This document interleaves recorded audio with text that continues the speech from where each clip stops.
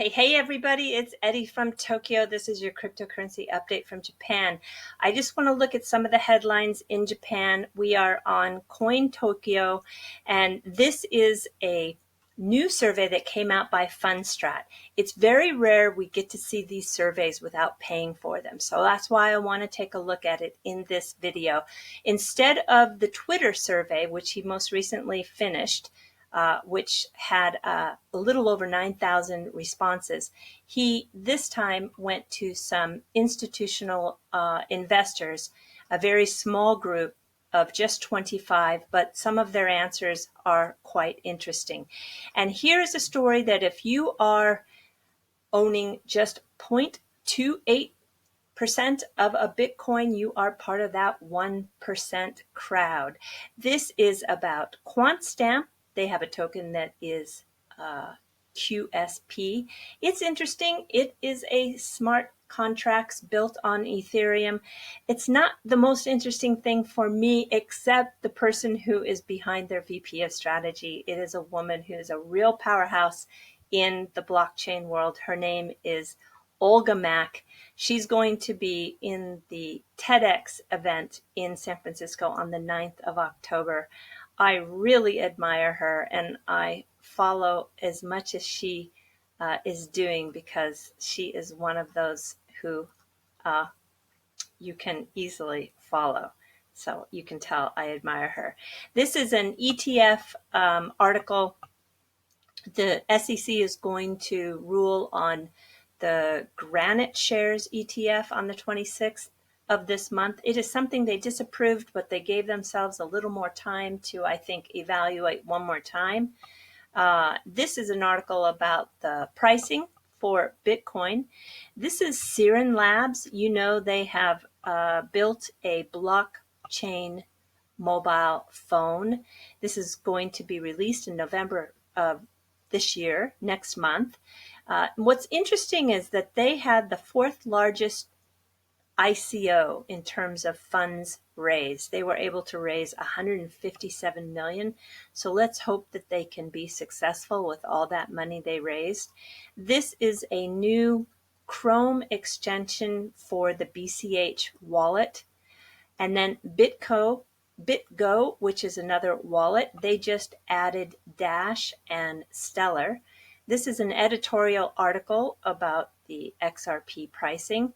This is a story we're going to look at. It's about the new Spunta project with R3. This is another BTC pricing article. This is an article about XIVE. They are the exchange down in Osaka, Japan, that were just recently hacked. They lost 61 million. This is Circle. Circle bought Poloniex. You know that exchange. They have just acquired a new company called Seed Invest. It is like Kickstarter, but any project that gets put on Seed Invest goes through a very rigid vetting process.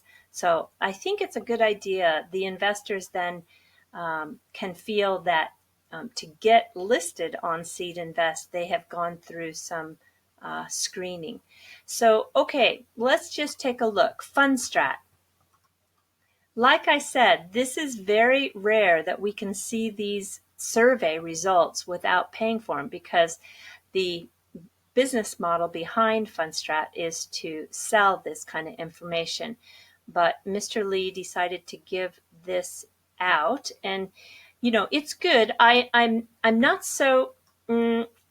I think that taking these 25 institutions and making comparisons to 9,500 responses on Twitter is a little lopsided, but okay, it is what it is. There are some questions that I want to look at. So first, question number 2.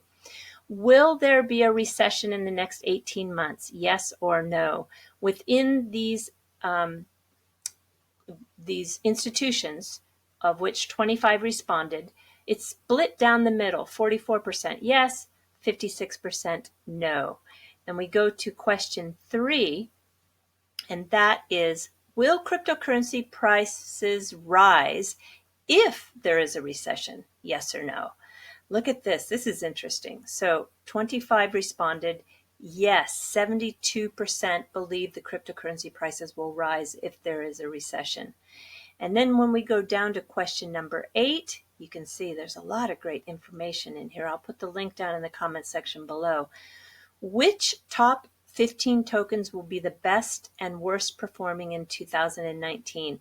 So 23 responses from that small group of institutional investors said that Bitcoin, 59% feel will be the best performing token. But when you go to Twitter, 9,454 people believe that XRP will be the best performing token, 46% to be exact. So it kind of goes down here. And you know, one of the things that is negative, so they feel 52% feel that the regulatory uncertainty is the biggest negative catalyst within the cryptocurrency ecosphere. Okay, so it's very interesting. And speaking of regulatory uncertainty, this article just came out. The former SEC member says XRP is not a currency. I'm sorry, is a currency, not a security.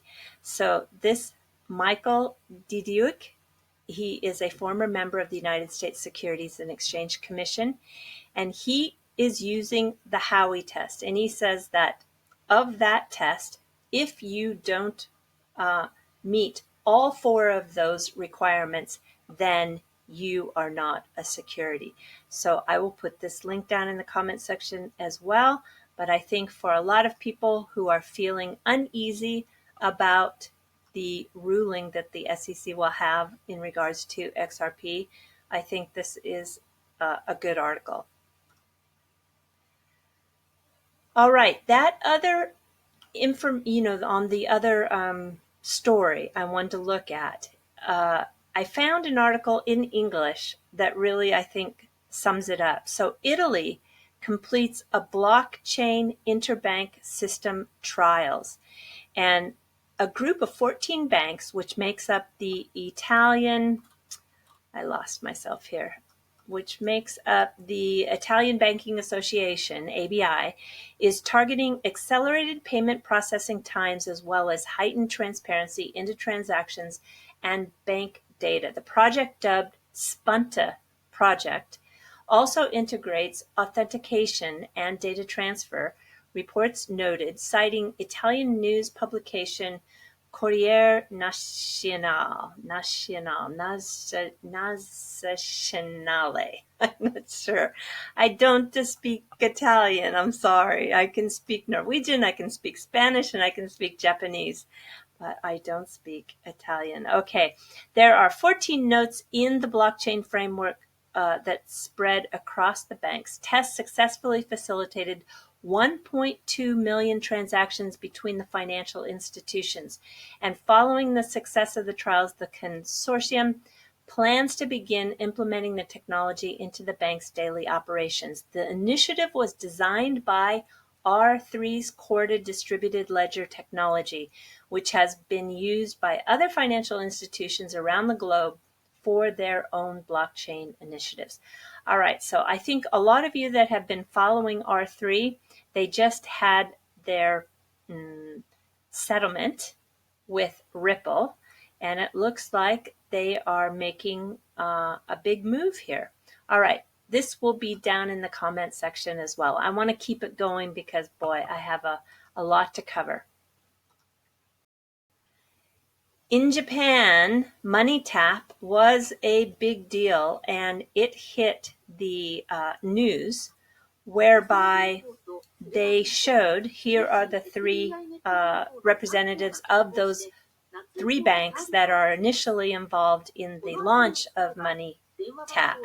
And they actually show a MoneyTap transaction sending about, it's 10,000 yen, which is about $100, and they do it in 10 seconds. And so they point out that it's easy to do, anybody can do it, And then they also highlight the size of all the banks that are going to participate. You can see it's actually, here's all of the banks in that consortium. Yeah, okay, so, yep, it's good. It's very good. Very, very, very good. All right, keeping it moving along. This is a gentleman who was not a big supporter of Ripple, but he tweeted recently, I am never been a supporter. I have never been a supporter of Ripple XRP, but boy, they are making some serious moves. And the fact I have issues with their offering are being put aside for now as they become so important in flying the crypto blockchain flag. And then he goes on to say they will become the Microsoft of crypto. I don't exactly know what he means by that, but at least we can see Philip Nunn, who is a blockchain evangelist, has moved over into the fan stand for XRP, I think. Yeah.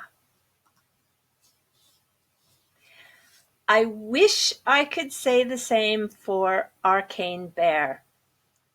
He is somebody I've been following for well over a year, and I just about came out of my skin last night when I was in bed watching this one here, Beginner's Guide, What is XRP versus Ripple?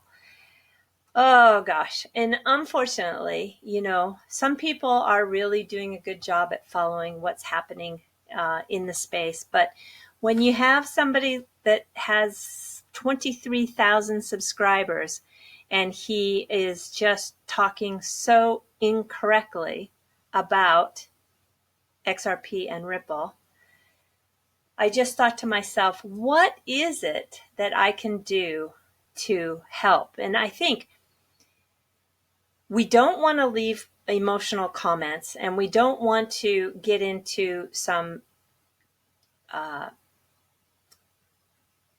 mode that makes us look like trolls, because actually the comments I made last night, he said I was trolling him. No, I really wasn't. But I need to speak up when I hear so many mistruths. And he was citing an article by the Business Insider. Obviously, he didn't follow any news that came out of Swell. So here is what I did, and then I posted this on his comment section. I put together 5 use cases and 3 facts. And I believe that if you come across somebody out there who is giving bad information, I'm going to give you a copy of this so that you can share it. Because I not only just did quick one-line information, but I provided the link to back up that claim. So as we know, XRP is live now in being used as an on-demand liquidity for financial institutions. All right, that's number 1. Number 2, there are examples of exchanges where XRP is used as a base currency. And that utility adds to the liquidity of the currency, which increases the transaction speeds.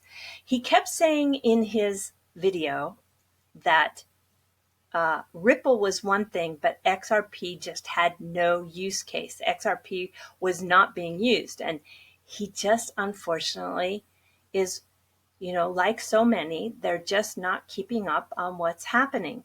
Number 3, cross-border payments from the U.S. to Mexico and the Philippines. So as all of us that are following the news, we know that Bittrex will act as the preferred digital asset exchange for xRapid. Those transactions will move U.S. dollars using the corridors of Bitso and Coins.ph. So it's probably not a surprise to a lot of people watching this video, but a lot of people just don't know the news out there. Number 4, the Siam Commercial Bank pioneers RippleNet's cross-border multi-hop. So this is an upgrade feature. And this feature makes the XRP ledger ideal for bridging multi-hop payments using the inter-ledger protocol because it natively supports transfers that deliver XRP. All right. And then number 5, Coil. Coil is just, I love it. It's going to be one of the places that we can see web monetization with the XRP token. So it's a micropayment services for content. And then fact 1, Ripple is signing an average of 2 production customers per week. And xRapid eliminates that need for the pre-funded Nostro accounts. So here's the link to the Ripple site to explain that. Fact number 2, Ripple is decentralized. And I have a really great link to show for that. And fact 3, Ripple CEO says dozens of banks will use its cryptocurrency xRapid product in 2019. And I've got links to that. So don't get emotional, just give them the facts. Okay.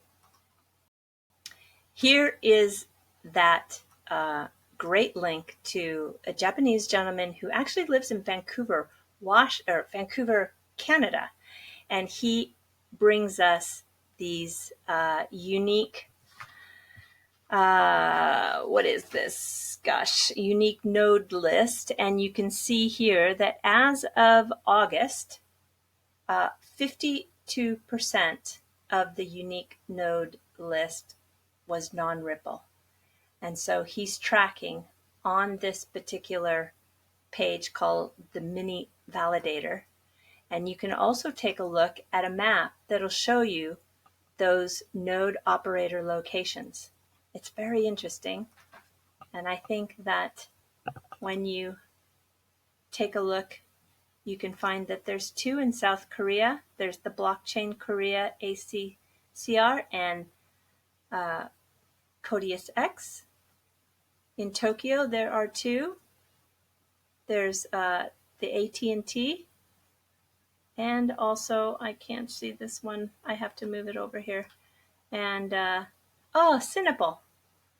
Yeah, Sinapol. He is, I'm pretty sure he is the gentleman who created this tool for us. Okay. Well, somebody on Twitter actually had a very bad experience. He was tweeting, this is George, he is in Germany, he is a C++ programmer. He was tweeting that Ripple is faster than Swift, and the Swift community blocked him. So it seems that Swift starts blocking people if they point out that Ripple is a much cheaper, faster, and secure solution. So he said it made his day. I don't know. Do you think really that they are going as far as blocking people? Gosh. All right, I'm going into the fluff, which is, if you're new to this channel, something about Japan at the end of each video. So talking about blocking people, there are 10 kinds of posts that make Japanese want to block their friends on Facebook. So what do you think those are? Well, the first one is if they boast about working late at night. So people don't want to see that. Number 9, people seem to be proud about doing kind of minor crimes. I know, it's really, really strange. Number 8, you'll get blocked if you post pictures of delicious food, but don't mention the name of the restaurant. Number 7, people who say bad things about other people they really don't know. Well, I think I would block those people too. Poems. Now, this is an interesting thing culturally. You know how you have those kind of inspirational sayings on Facebook? I have a lot of my friends in the West posting these very kind of inner self poems that look at the way the world should be. Anyway, I guess that it makes Japanese people feel uncomfortable. Number 5, they don't want to see posts or invitations of third-party SNS, so unwanted games and iffy links. Well, I think that's universal. Number 4, they don't want to hear about people talking about successful dates. Number 3, one friend who shares every single viral video or joke that exists on the internet. I've got a couple of those friends. I think they post on Facebook, I don't know, 20 times a day. Number 2, political opinions. Now, this is another big cultural difference because at least my friends in the West are posting tons of political opinions. But in Japan, not done. And that I agree with this observation because Japanese are very uncomfortable to talk about politics. And number 1, images that have to do with war or disaster photos. Yeah. When we had the 2011 earthquake and tsunami in March, CNN and BBC were feeling quite free to post and a lot of video that showed kind of horrendous images and situations. But in Japan, the media didn't show any of that. So there is a real, I think, sensitivity here. People don't want to see it, and the media stays away from that. Okay, but one little last bit of kind of fun information. In regards to the most popular websites about Japan on Facebook is this website here, Kyoto Fan. They have 10 million people who subscribe to their fan page.